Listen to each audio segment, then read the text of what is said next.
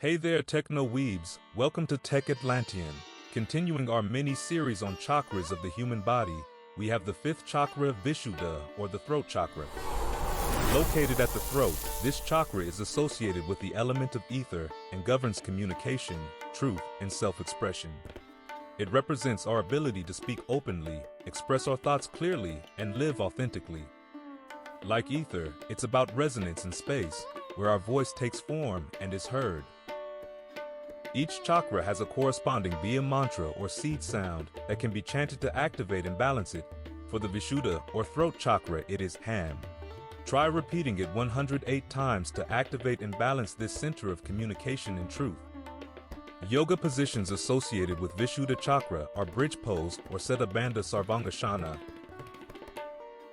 Bhujangasana or cobra pose, fish pose or Matsyasana.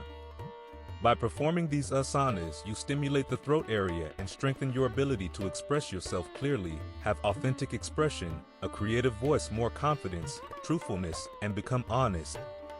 Balancing this chakra helps you feel more authentic, creative, and aligned with your inner voice. There are two other chakras that are considered to transcend the classical elements. To know about other chakras, ways to activate them, and benefits, follow Tech Atlantean.